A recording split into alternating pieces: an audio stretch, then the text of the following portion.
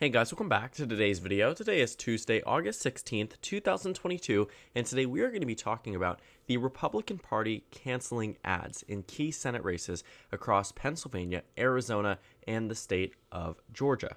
Now, the NRSC is led by Senator Rick Scott, who has been serving in this position ever since he took office back in 2019. And serving as the Florida senator, he came in with experience of winning in swing states, something that could be helpful to the NRSC as they headed into the November general elections. Well, taking a look at some of the decisions that they have made more recently, I actually misspoke, not the state of Georgia, I meant to say the state of Wisconsin, the NRSC is cutting ad buys in some of the most important battleground states that we have seen this entire election season. It says here that they are cutting ad buys in the battleground states of Pennsylvania, Arizona, Wisconsin, and Nevada. I forgot about the state of Nevada. I actually read this article a little bit yesterday, but completely forgot about the state of Nevada just because it didn't seem to be one of those most prominent three, but it's still grouped in here. Now, it shows that Democrats are estimating that about $10.5 million are going to be cut since August 1st for ad buys in these extremely close and competitive states. Realistically speaking, these are amongst the most competitive ones in the entirety of the election cycle. Taking a look at our map here, you have Wisconsin, Pennsylvania, Arizona, and you have the state of Nevada. Right now, the GOP currently holds 2 out of the 4, and to be cutting ad buys here because you don't have any money is quite alarming. And considering where we are nationally, the generic ballot is about 7 points to the right of the nation where it was in 2018, about 6 points to the right of the nation of where it was in polls, at least in 2020, about 4 points relative to where it was, or 3 points actually, relative to where it was on the actual ballot in 2020. But the point being that the national environment is much more beneficial for the GOP than it was, let's say, 2 years ago or 4 years ago. And that's why this is so shocking. To say the least, I think that the Republican Party at this point has had struggling with fundraising simply because their candidates aren't up to quality. And you can find that to be clear in Pennsylvania with Dr. Ross. You can find that to be clear in Arizona with Blake Masters. You can find that to be clear practically in every single Senate race with the exception of maybe Nevada and North Carolina. But even then, North Carolina is surprisingly narrowing up for absolutely no reason whatsoever. The GOP is in a vulnerable position. Right now, the Senate odds don't put them the favorites to win control of the Senate, despite it being the easiest majority to overcome in the entirety of the 21st century. This 50-50 Senate majority is the narrowest that a Senate majority can be by definition. And the fact is, Republicans can't even bring themselves to pick up one singular seat. When in 2010, they won 7. When in 2014, they won 9. 9 pickups from the Democratic Party. Today, they struggle to win just 1. Democrats hold a 61% chance at retaining control of the U.S. Senate, according to FiveThirtyEight's deluxe model. In the classic model, that jumps to 74%, and in the light model, Democrats jump to 79% at a chance. Regardless of the forecast that you are looking at, the Democrats are in the advantage. You can also see this on the betting markets, which have changed pretty dramatically over the past 3 months. At different periods of time, the GOP was practically going to take it easily away in the U.S. Senate elections. 78 cents, 77 cents, things of that very high yes amount have since dropped to about 43 cents for a yes share. Democrats, on the other hand, went from being in a low point at 24 cents all the way up to today, where they are now hovering around 58 cents. The point here, the numbers have changed dramatically over the past few months. You can also see it here on the forecast, and what it has to do with that is candidate quality and an inability to do well in some of these swing states that you are now seeing the ad buys cut. For instance, the state of Arizona. Mark Kelly, as the incumbent here, has a 72% chance at victory. Blake Masters has a 28% chance. This isn't saying the GOP is giving up in these states, but rather they don't have the money to keep funding these candidates who are already on track to lose. Looking at the state of Nevada, Catherine Cortez Masto as the Democrat has a 58% chance. Adam Laxalt has a 42% chance, higher than practically any other Democratic state Republicans, but 42% means he's not on track for victory. Has a very good shot at it, but you need more reinforcements. And the NRSC simply doesn't have the funds to do so. Moving over to the next state, the state of Wisconsin, Ron Johnson is the only real exception in this case, with a 67% chance of defeating Mandela Barnes, the lieutenant governor of the state. I would say that this is a much better race for the GOP than the rest of them, but again, Ron Johnson is still going to be in somewhat of a competitive race. It doesn't matter if it's going to be, I mean, the victory doesn't matter. At the end of the day, if Ron Johnson does win this race, it doesn't mean that Democrats are going to not be able to hold both of Wisconsin's Senate seats for at least 6 years. But what I see more so is that, Ron Johnson is on track for victory, but it's not this substantial victory. This is not a 10-point margin that, as the next 2 months go on, you can just sit by and allow the election to occur. Ron Johnson and Mandela Barnes have been going full force into the general election, and with the backing of a very strong and very well-funded Democratic Party, Ron Johnson probably wants the GOP's backing as well. And in the final state that they've cut ad buys in, the state of Pennsylvania, John Fetterman, 68% chance at victory over Dr. Oz, 32%, a very substantial lead, despite Pennsylvania, get this, currently having a Republican. So if all else holds true based off of this forecast, Democrats not only will retain control of the U.S. Senate, but actually pick up a singular seat from the state of Pennsylvania. Just very interesting. So with these ads being slashed in terms of funding for them over the next few weeks, it raises the question, what happens next? These candidates themselves, Blake Masters, Dr. Oz, they have the ability to, 1, self-fundraise because they're rich, and 2, the ability to fundraise across the nation. But the NRSC clearly is struggling. This senatorial committee was meant to focus on re-electing Republicans and electing Republicans in battleground states.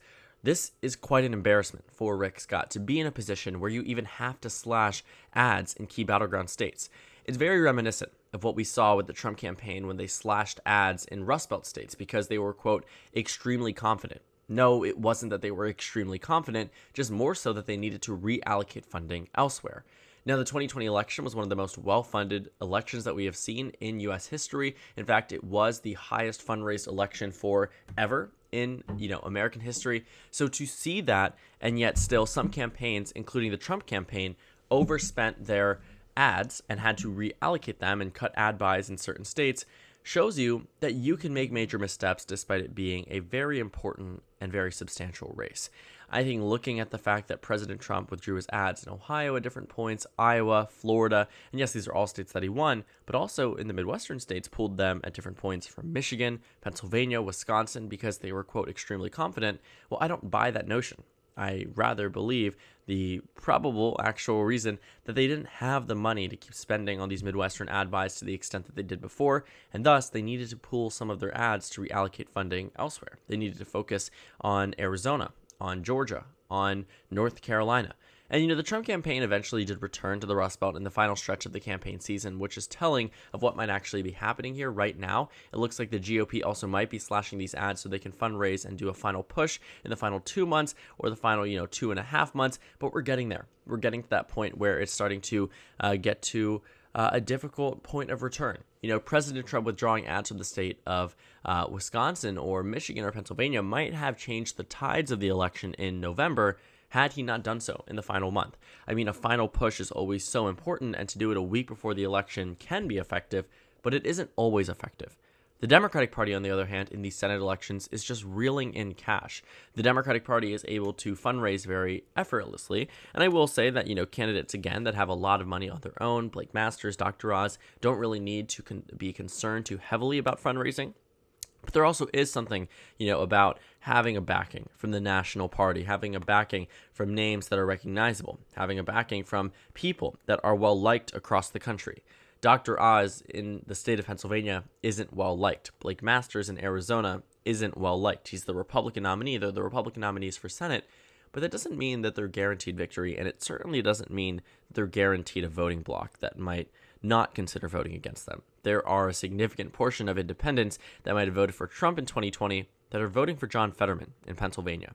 Even though John Fetterman is very much to the left of President Biden, it isn't ideology that is what is pushing them towards Fetterman, but rather their dislike and disdain for Dr. Oz, for carpetbagging, or for, taking use of things that are Pennsylvanian when he's really from the state of New Jersey. I mean, these are things that negatively, push back on voters and push them away from supporting your campaign, even if the opposition isn't doing anything at all.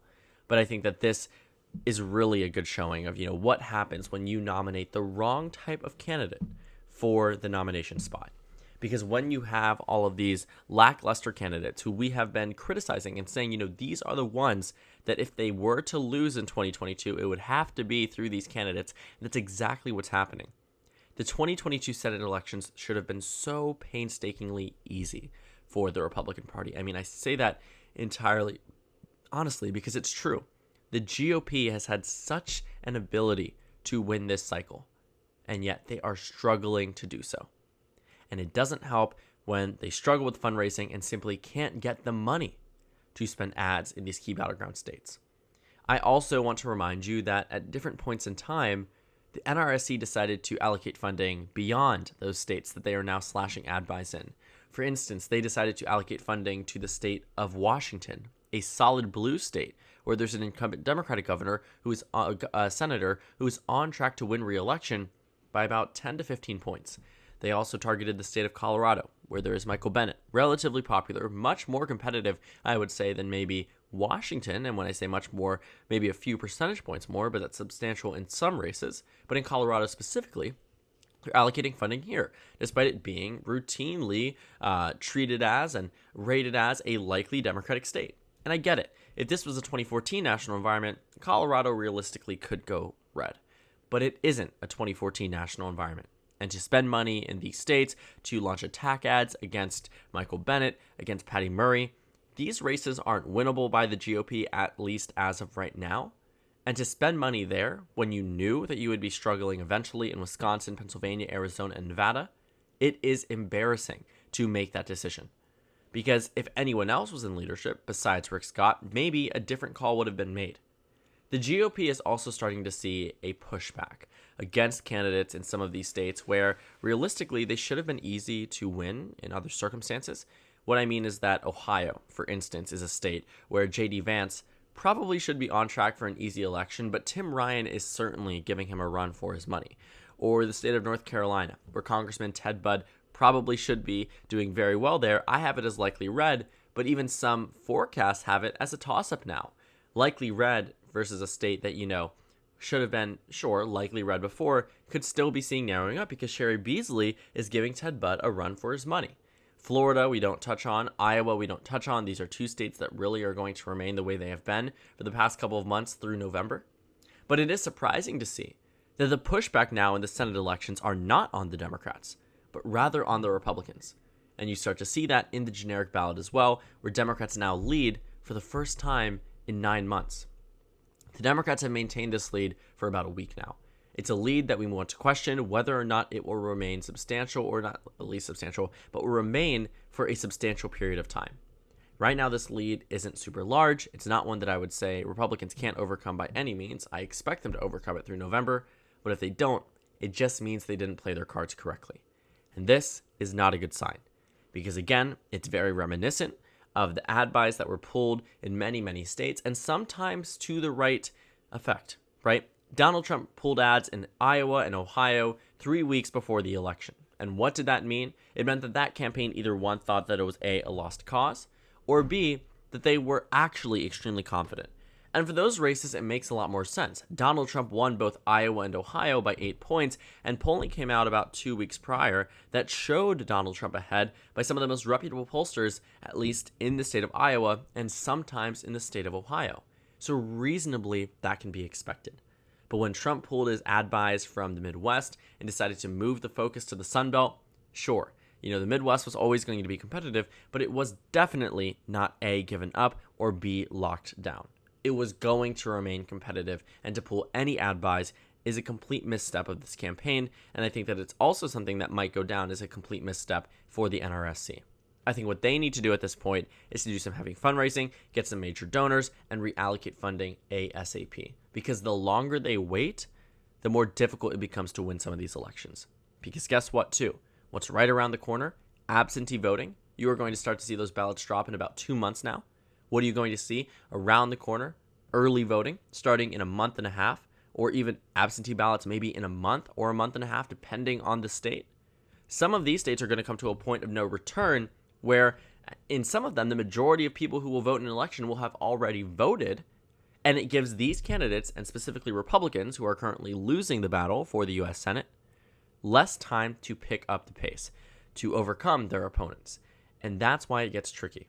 So for right now, I would say that these slashes and ads in key Senate battlegrounds don't mean the GOP is giving them up, but that they are struggling, and this is only twisting the knife.